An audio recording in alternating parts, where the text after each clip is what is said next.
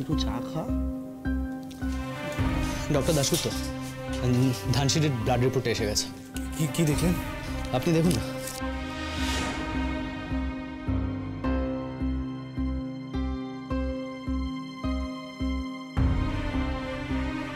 সবকিছু ঠিক আছে তো জামাই?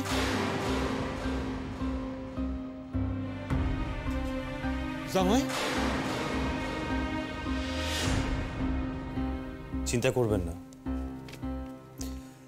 ইমপ্রুভ করেছে। নিশ্চিন্ত হইলাম।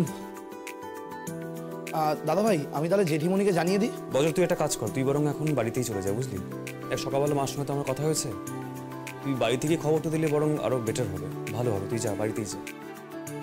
আচ্ছা, আপনি কি সাজেস্ট করছেন এই পরের ট্রিটমেন্টের ব্যাপারে?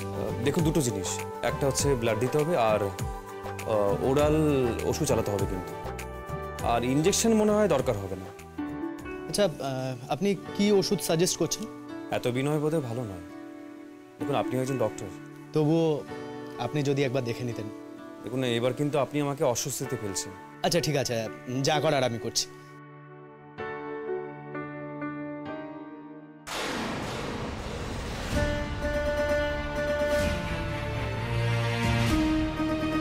এরা কেন?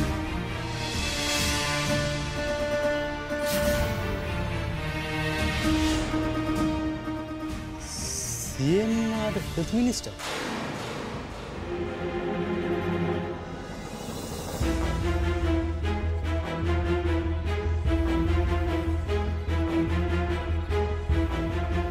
আমরা ধানসিঁড়ির সাথে দেখা করতে চাই।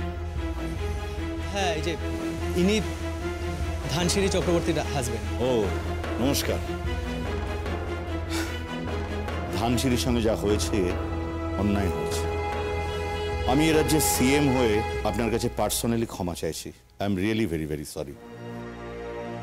এমনটা হওয়া উচিত হয়নি। আসলে আমি এখানে ছিলাম না, বাইরে ছিলাম, দিল্লিতে। কালই ফিরেছি রাতে, নইলে কিছুদিন আগেই আমি এখানে আসতাম। আচ্ছা, ধানসিঁড়ির সঙ্গে যারা ছিল তারা? না না, তারাও এখন ভালো আছে। অনশন চলাকালীন ওখানে যারা ছিলেন তাদের সাথে আমরা একটু কথা বলতে চাই। কলেজের কিছু সিনিয়র স্টুডেন্টসরা ছিলেন, তাদের নাম ঠিকানা তো আমি জানি না, তবে ধানসিঁড়ির বাবা উনি সবসময় ধানসিঁড়ির সঙ্গেই ছিলেন। আসলে এ রাজ্যে কারোর সাথে এমন অন্যায় হবে আর এ রাজ্যে সিএম হয়ে আমি সেটা চুপচাপ দেখবো, তা তো হতে পারে না। আর একটা জিনিস জানেন, আমি সব ব্যাপারে ঢুকি না, আসিও না, কিন্তু এ ব্যাপারে আমাকে আসতে হয়েছে, তার একটা কারণ আছে। আচ্ছা, আপনি যদি কিছু না মনে করেন, আমি কি একটু আপনার মেয়ের সাথে কথা বলতে পারি? হ্যাঁ হ্যাঁ, নিশ্চয়ই নিশ্চয়ই। আচ্ছা, ও কি এখন কথা বলার মতন অবস্থায় আছে ডক্টর? হ্যাঁ স্যার, ধীরে ধীরে কথা বলতে পারবে। বাস, তাহলেই হবে। আর আপনি পারমিশন দিলেই আমি যাব। তার মানে এটা নয় আমি এখানে এসে বলছি বলে আপনি পারমিশন দেবেন। আপনি না দিলে আমি অন্য আরেকদিন আসবো। কিন্তু আসল ব্যাপারটা হলো আমি নিজে personally as early as possible এই ব্যাপারটা সলভ করতে চাই। আপনি যান স্যার, আশা করি কোনো অসুবিধা হবে না। আর হ্যাঁ, সব স্টুডেন্টের চিকিৎসার ভার আমরাই নেব। হ্যাঁ, আমিও সে কথাই বলতে এসেছি। আসুন স্যার, আসুন। এই যে কেবিনটা কোন দিকে? আসুন স্যার, আমি নিয়ে যাচ্ছি। আসুন প্লিজ, আসুন আসুন প্লিজ, আসুন।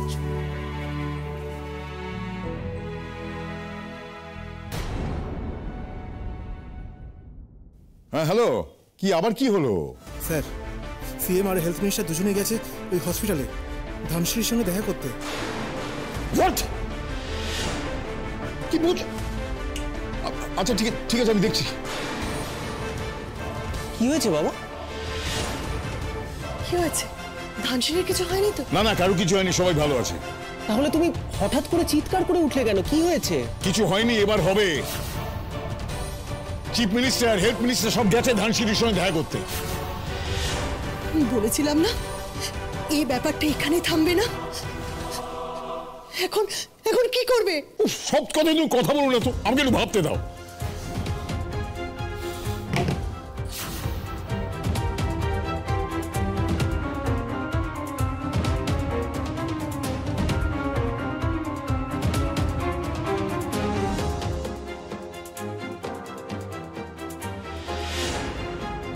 হঠাৎ করে প্রিন্সিপাল স্যার নিজের মতখান বদলাই এল। তারপর সায়ন রায় উনি রাস্তায় আমাকে হুমকি দিয়েছিলেন। আমরা থানায় গেছি স্যার, কিন্তু সেখানে কোনো সুরাহা হয় নাই। তারপর বাধ্য হইয়া আমি অনুসরণ করছি। আচ্ছা স্যার, আপনি তো আইছেন, আর আপনি তো আমাকে গার্জেন। আপনি কোন না, এই যে অন্যায়টা হয়েছে এটা কি ঠিক? না না না, কে বলেছে ঠিক হয়েছে? একদম ঠিক হয়নি। তাই জন্য তো আমি নিজে দৌড়ে তোমার কাছে এসেছি। আমি কি ন্যায় পাবো না স্যার? নিশ্চয়ই পাবে, আর ন্যায় তো তোমার জন্য করতেই হবে। তোমার মতো সাহসী মেয়ে তো আমাদের প্রয়োজন। হ্যাঁ, তোমরাই তো দেশের ভবিষ্যৎ। একটা কথা মনে রেখো, কোনো কারণে কোনো কিছুর বিনিময় কখনো কোনো অন্যায়ের সাথে আপোষ করবে না। আমি তোমাকে বললাম, আমি তোমায় কথা দিচ্ছি। তবে হ্যাঁ, একটা তদন্ত হবে। সেই তদন্তে ওরা যদি দোষী সাব্যস্ত হয়, তাহলে তোমার সঙ্গে যে অন্যায় করেছে তার শাস্তি হবেই হবে।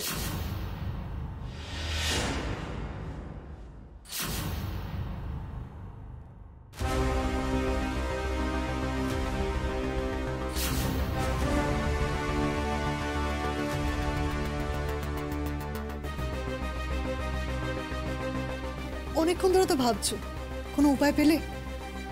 মা, এটা একটা সামান্য ব্যাপার নয়।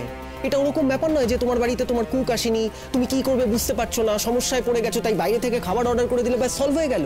এটা এরকম সমস্যা নয়। তোর কি মনে হচ্ছে আমার সমস্যাগুলো খুব ছোট, তাই না? তা নয় তো কি, এটা ঘরোয়া সমস্যা। হ্যাঁ তাই তো, আমিও তো তাই বলছি, ঘরোয়া সমস্যা। আর কি জানিস, এই ঘরোয়া সমস্যার মধ্যে তুই আর তোর বাবা আমার এই ঘরটায় থাকিস, আর এটা হচ্ছে আমার সব থেকে বড় সমস্যা।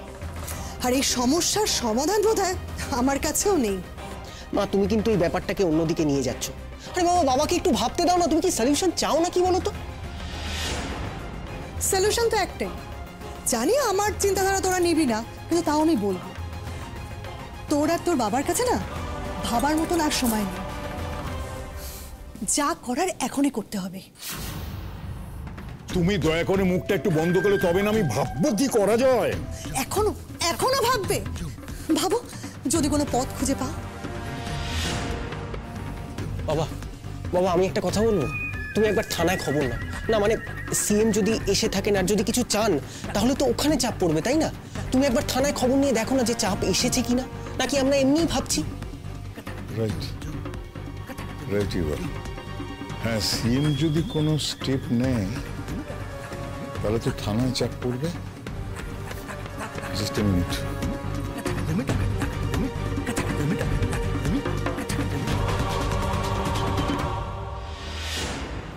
স্যার, স্যার,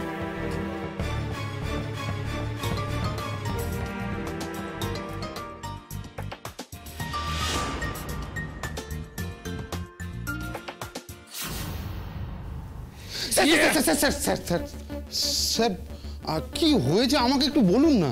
হয়নি হয়নি, এবার হবে, আমার শ্রাদ্ধ হবে। কি হলো বাবা? কনস্ট্যান্ট ভেজে যাচ্ছে। ধরবে ভেবেছো? ধরবো না, ধরবো না, এখন ফোন ধরলে হয়ে গেল, হয়ে গেল। কি হলো স্যার? এ কি স্যার, এ কি করছেন? আরে দূর বাবা, খোলে না কেন? আপনি বেল্ট খুলছেন কেন? আরে খুলতে হবে। কেন খুলতে হবে? কেন খুলতে হবে? সব জমা দিয়ে যেতে হবে। কি ধরেনি তো? ধরবেও না, নিশ্চিন্তে থাকো তুমি, এ ফোন ধরবে না। মারে, আমার কেমন লাগতেছে?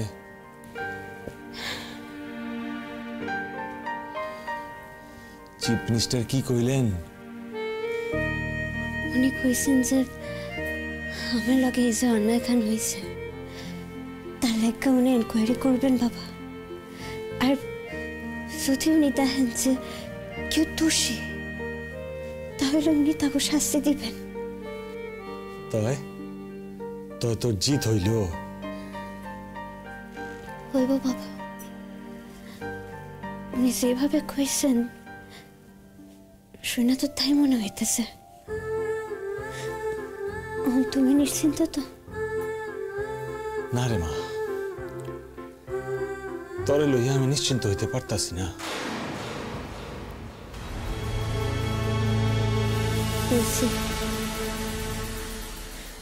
আমি তোমার খুব জ্বালাইতেছি, তাই না বাবা? স্পষ্ট কমু জ্বালাইতা শস, তোর লগে থাকাটাই আমার ভুল হয়েছে।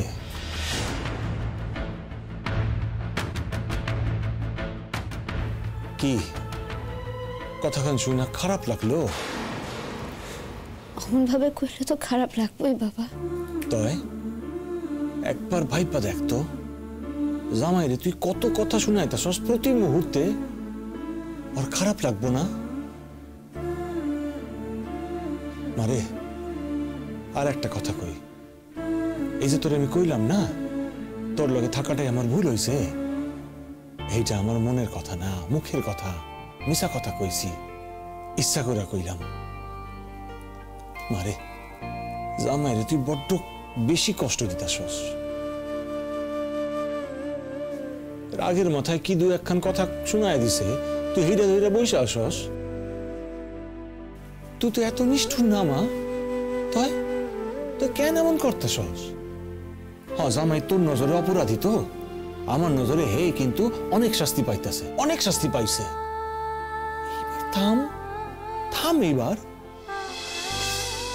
কিরে মা, জামাইয়ের লগে এবার ভালো করে কথা কইবি তো? ক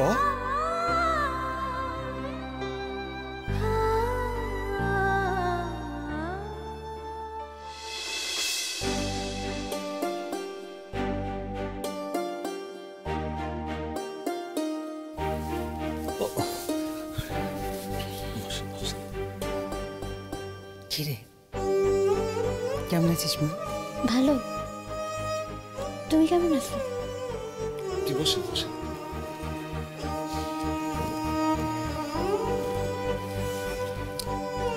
আমি ভালো নেই। তুই এভাবে এখানে পড়ে থাকলে আমি কি করে ভালো থাকি মামা? আমি তো এখন ভালো হয়ে গেছি, তুমিও ভালো হয়ে যাও। তুই সত্যি সত্যি চাস যে আমি ভালো থাকি? একটা প্রশ্ন করবো? না থাক, তোর শরীরটা এখন একদমই ভালো নেই। বড় মা, মনে যখন প্রশ্ন এসে করে ফেলো। সত্যি কথা বলবি তো? তুই তোকে কতবার বলেছিস যে মা তুমি আমার সঙ্গে যা যা করো আমার মাও ঠিক তাই তাই করতো? কতবার কথাটা বলছিস? তোরা আজকে আমার একটা কথার উত্তর দে। আর যদি সত্যি তোর মা বেঁচে থাকতেন আর তিনি যদি তোকে বকতেন আমার মতো, না সেটা ভালো কি মন্দ আমি সে কথা যাচ্ছি না, ভুল কি ঠিক আমি সে কথাতেও যাচ্ছি না, যদি ভুলও হয়, তোর মা যদি কোনো ভুল করতেন তুই তার উপর এতটা রাগ করতে পারতিস, তার সাথে এরকম ব্যবহার করতে পারতিস যেটা আমার সঙ্গে করছিস?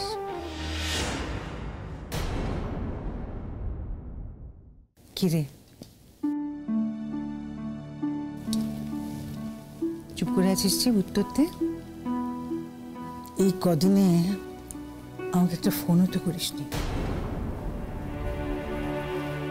আমার আর তোকে ছেড়ে থাকতে ভালো লাগছে না।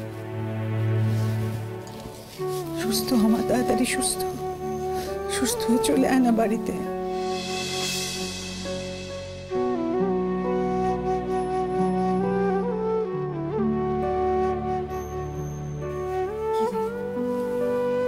হয় না বিয়ান কিছু কইতাছে?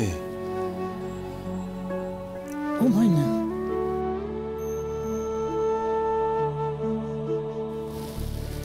দেবশঙ্কর বাবু, আপনি বা আমাদের মা মেয়ের মধ্যেখানে কেন ঢুকছেন বলুন তো? ময়নার মা ময়নাকে একটা প্রশ্ন করেছে, মায়ের মেয়ে তার উত্তর দেবে। আপনি কেন ঢুকছেন? কি হলো? টাকা আমার দিকে। ও মা, টাকা না।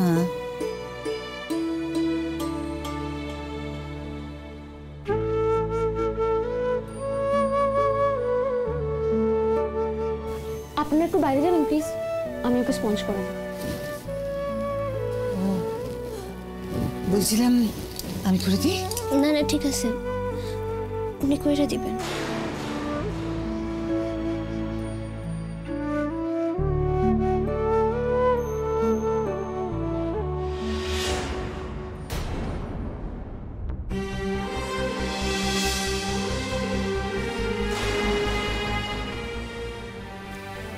জেঠুমনি এসো।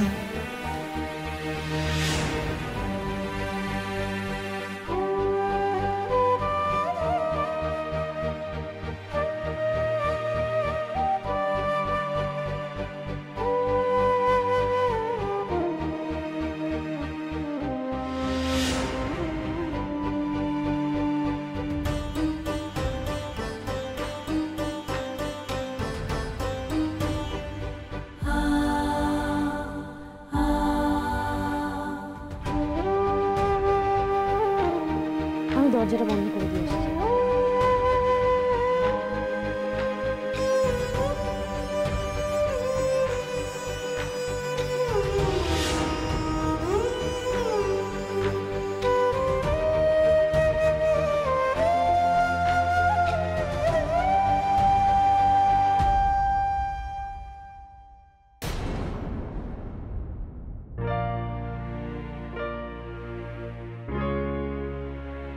কথা বললেন? হ্যাঁ কইলাম।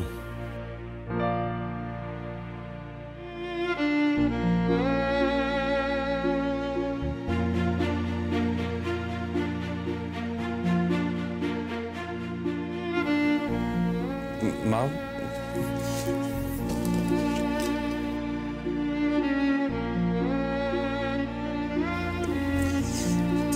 মা এবার তোমার শান্তি হয়েছে তো? দেখেছো তুমি তোমার মেয়েকে? এবার শান্তি হয়েছে?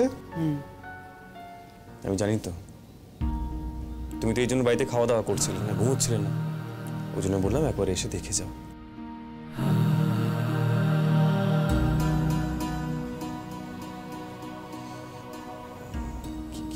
কি হয়েছে মা? ওভাবে কি দেখছো আমাকে? খাসনি কিছু? খেয়েছি তো মা। আমি কি বজ্র বল মাকে? হ্যাঁ খেয়েছে, চা বিস্কুট, তাও জোর করেছি বলে। এই আমি তোর মতো নাকি? হ্যাঁ আরে বাবা, আমি তোর মতো তো গোগ্রাসে সবকিছু খাবার গিলতে পারি না। আমি মানে আমার জন্য ওইটুকুই যথেষ্ট। আমি খেয়েছি মা, বিশ্বাস করে খেয়েছি। না জামাই, এইটা বাজে কথা তুমি কইতেছো। বেয়ান পরে লইয়া যান, জামাইয়ের দীক্ষা আমার ভালো লাগতেছে না। কেন দীপশঙ্কর বাবু, ভালো লাগছে না কেন? না না মা, তেমন কিছু নয়, আসলে সারাক্ষণ এখানে বসে আছি তো, তাই কিছু হয়নি। বেয়ান, ময়নার উপর আমার রাগ হইতেছে। ও এমন ব্যবহার করতেছে না, জামাই কষ্ট পাইতেছে। এইটা আমি ওর সামনেই কইতেছি। বেয়ান, আপনি ওরে বাসায় লইয়া যান। আপনি ভেঙে পড়বেন না দীপশঙ্কর বাবু। দেখুন, সোনা যখন আগুনে পড়ে তখন তার কষ্ট হয়, কিন্তু তাতে কি কোনো ক্ষতি হয়? বরং উল্টে লাভ হয়। পুড়ে পুড়ে সে খাঁটি হয়ে ওঠে। রোদেরও না হয় তাই হোক। আর আপনার কি ধারণা, খারাপ ব্যবহার করেছে বলে ময়না নিজে কষ্ট পাচ্ছে না? শঙ্করবাবু, অভিমান বড় পালায়। এই কথা নয় বাদই দিলাম, জামাইরও তো শরীর নাকি, স্নান টান করে নাই, খাওয়া দাওয়া করে নাই, এরপর তো ও অসুস্থ হইয়া পড়বো। দেখুন, স্নান তো আপনিও করেননি, আর আপনি তো ময়নার সঙ্গে প্রথম দিন থেকে রয়েছেন। অসুস্থ তো আপনিও হতে পারেন, তাই না? আমি বলি কি, আপনি আমাদের বাড়িতে যান। হ্যাঁ, ওখানে গিয়ে একটু ফ্রেশ হয়ে নিন, বিশ্রাম করে তারপর পরে আসবেন। কি আছে? কি করুন, আমি যে বাবা,